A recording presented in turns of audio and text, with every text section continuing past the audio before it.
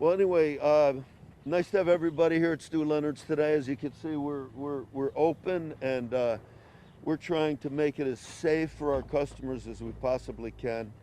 There's a lot of fear out there that we notice with our customers, and we're trying to alleviate that as much as you can. Like, for instance, there's a person out there wiping down the shopping carts before you come shopping, and I think, I'm 6 feet away, so I can take this off right now. But one thing we have to do is alleviate the fear from our customers right now, and they want to see us cleaning. We do a deep cleaning every night, above CDC standards, and then sanitizing all day long, and even wiping the shopping carts down because customers want to see you visibly cleaning things. A friend of mine went on just took an airline flight down to Florida, and he was telling me there was only 6 people on the plane, but he liked it because the stewardesses had wipes and they were wiping things down, made him feel more comfortable. So we have to do that at Stu Leonard's also with social distancing, striping on the floors. We're opening an hour earlier for the seniors to come in. We have a cut-in-line policy for any first responders who come into the store. We put plexiglass up, as social barriers for customers, which is very important to them today. So we've had to deal with this, and now we're getting ready to reopen America up slowly. And, I just figured, boy, since we have been doing this since March now, we've had over 2 million people come through Stu Leonard's. And we have had to reopen about a dozen times because we're in 3 states. Obviously Governor Lamont has asked us to do special things within the state of Connecticut. Governor Cuomo has asked for things in New York, Governor Murphy in New Jersey. So we've had to constantly be adapting to these new regulations. And then you have President Trump also, and you have the CDC and the WHO. So we've had to be learning all the time. So I think for reopening a business, it's very important, to follow certain guidelines. And what we've done at Stu Leonard's is tried to put a little video together, which is lessons learned, from Stu Leonard's after this. So I feel we can open America up safely if the businesses follow these certain practices. So that's a big issue today, and we're trying to do everything we can at Stu Leonard's to make customers feel safe. And one of the nice things, we have wide aisles, which helps us. They're probably triple the width of a normal store, so customers feel safe, and we're trying to keep that stress and anxiety level down to a minimum and make it easy for customers to shop. The second big item out there today is this meat shortage. It started with the president of Tyson's closing a plant and saying there's going to be a big meat shortage. And it put shockwaves into the supermarket industry. And a lot of people in our community in Connecticut, the different stores have felt the same thing. When something like that happens, people go, oh my gosh, and they rush out and they panic buy. We saw that happening, and we just saw that happening again with meat. Our meat buyer, Mike Daravan, he's been with us like 40 years now, and he's on the market every day. He's talking to ranchers, farmers, packing houses. And he said that last year, last week we've already sold more ground beef than we did at Memorial Day last year, when everybody was making hamburgers and so forth for their cookout. So the meat business has definitely exploded, but it's a temporary shortage, and we've been lucky enough to buy from smaller, more family-owned producers. So we've had a plentiful supply of meat, chicken, coming into Stu Leonard's. But really what's happened is, I talked to Fred Wacker. He's in Miles City, Montana, and he's got 35,000 head of cattle out there. And he said, I got plenty of cattle. He said, I had to put them out in pasture right now. They're out there eating grass. He said, but the packing houses don't have the capacity right now to take as many cattle as I want to send to them. So I called up Keith at our packing plant, and he said, look, we're down to 70% capacity right now. Just like the rest of America, we've been hit with the coronavirus here. We've had to furlough some of our people off. And he said, right now we're at 70% of capacity. He said, I think in a week and a half we'll be at 80. 2-3 weeks we'll be at 90. And he said, I think within 4 to 5 weeks we'll be back at 100%. So I got Fred out there in Montana with lots of cattle. The packing plants are starting to increase the amount of production they have. And so I think this is just a temporary thing, and I would just urge customers, don't panic about meat. I know Wendy's said another, flare up there. Oh my gosh, they're not doing fresh hamburger now. So, I'd say you can find meat right now, and you can find chicken out in the markets. You can certainly find it at Stu Leonard's. And we've dealt with smaller producers. These big plants that you're reading about in the news have 3,000 to 5,000 workers at them. Most of the plants that we're dealing with in the farms might have 300 to 500 people. So they're much smaller. They're family owned for the most part. They practice better social distancing within their plants. And so, we feel the whole meat issue right now is temporary. As far as the milk situation, which is dear to our heart since we started as a dairy back in the 20s, and we know a lot of farmers, the one thing is nobody told the cows that schools will be shut down and there wouldn't be a school lunch program right now, and there would be the corona virus. So they're still producing the same amount of milk they would normally produce, and unfortunately consumption is not up to that level due to the school closures. So it breaks my heart, but what do you do with this extra milk? They can't get rid of it at all. They've tried, obviously, there's a little more cream being consumed today due to things like the keto diet and so forth. There's more butter right now that they're taking the milk and making more butter and a lot of byproducts. But right now there is a glut of milk, and unfortunately you do read about it. They've had to actually dump some of it. So that makes you sad, but I don't know what the solution is to that. Can't freeze it. So that's sort of what's happening within the market right now.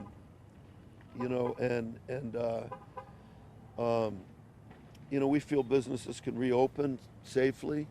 We can already tell there's a little more, there's less fear, there's less anxiety about going out in public. I sort of feel like with the nicer weather that we're having and everything, people are starting a little bit to get back together again, but they are practicing social distancing and keeping themselves 6 feet away. So that's pretty much Stu Leonard's. I don't know if I covered everything or you want to ask any questions. Do you guys have a limit on the amount of beef that people can purchase right now? Yeah, we have put no limit on anything as far as meat or fresh products in the store. There's going to be, I think we might have certain limits on things like hand sanitizer.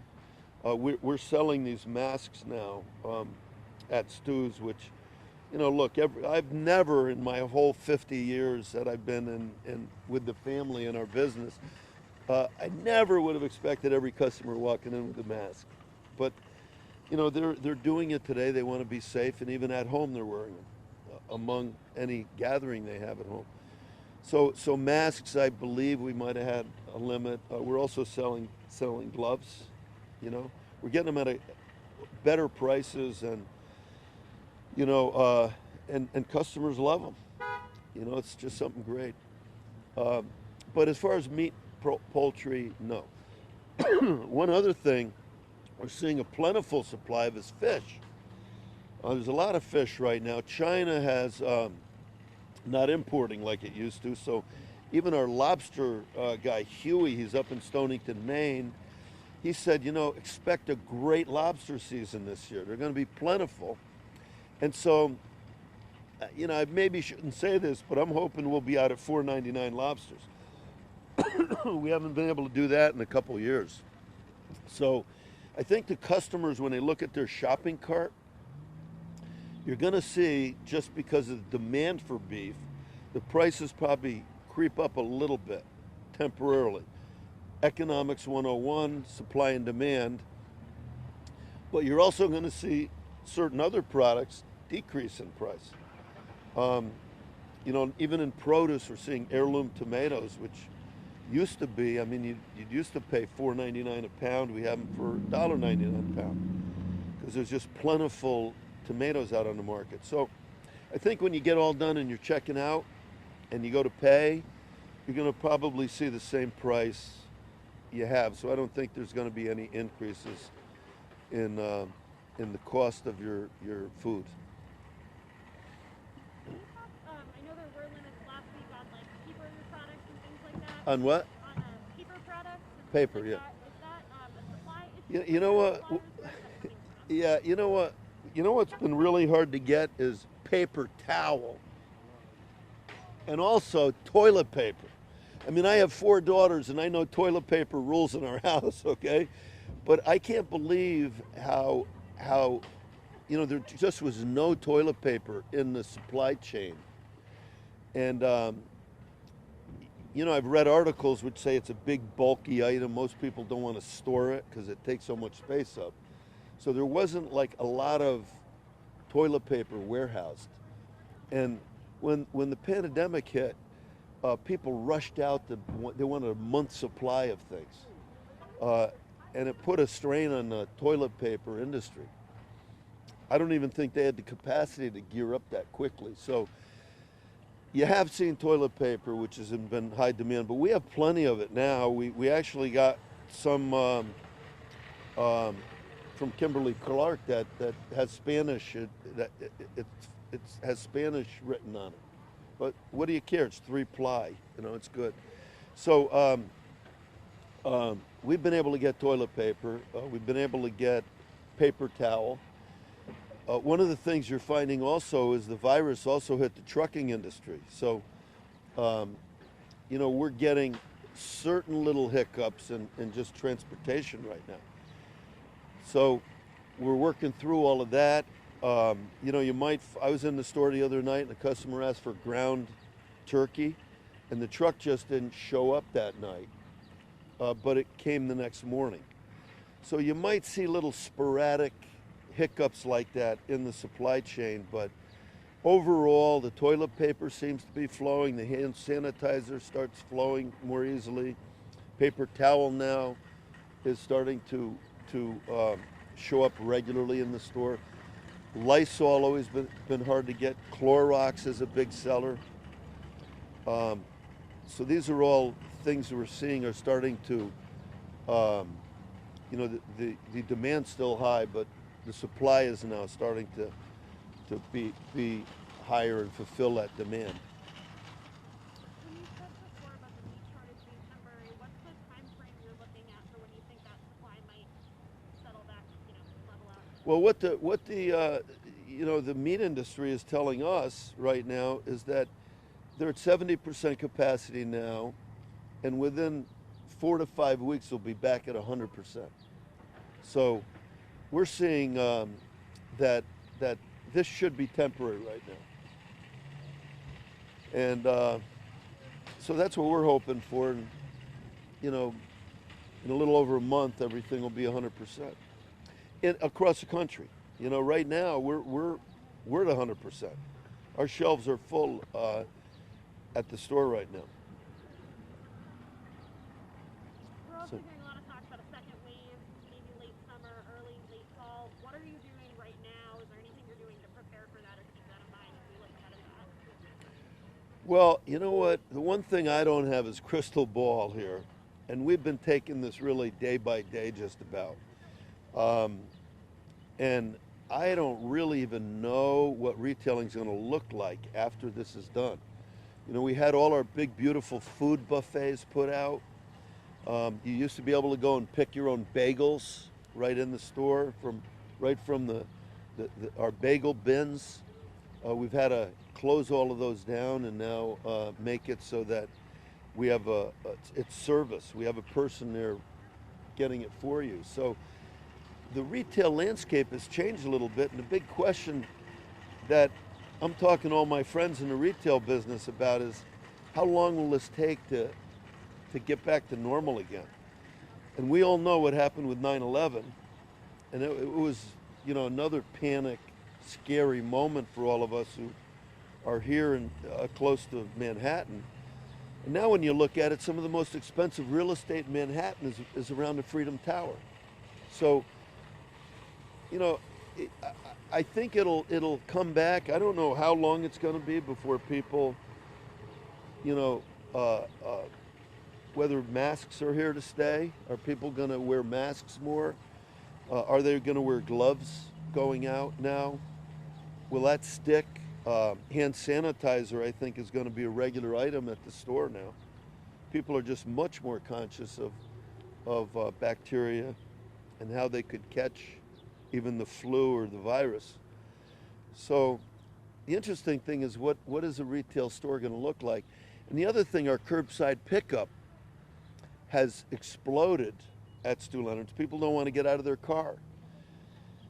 And so we're looking at, you know, we might have had 5% of our people who wanted curbside pickup and home delivery. And that's up to between 15 and 25% in some of our stores right now. So how sticky will curbside pickup and home delivery be post COVID-19? These are all questions retailers are faced with today, and I wish I was smart enough to know the answer to these, but we're just taking it day by day at Stu Leonard's.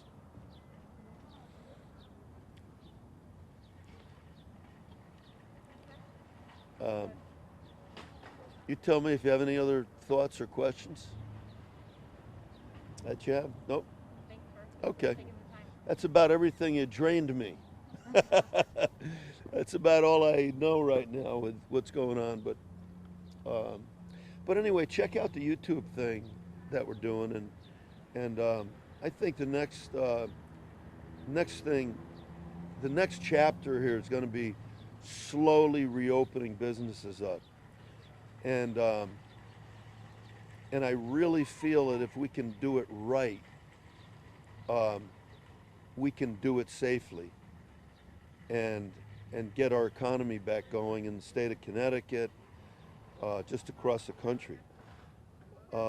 I talked to Indra Nui, who was the CEO of Pepsi, and she's heading up Governor Lamont's task force on reopening businesses. And we brainstormed, and I heard a bunch of great ideas the state of Connecticut is implementing. But the one thing we talked about is these small businesses opening. There's got to be a really good education program for them, so that they really know how to open safely. And I think if they do that, they'll create some confidence in the customers, and they'll be able to build their businesses back up to where they were pre-corona. Okay? We got it? Thank you, everybody. Okay.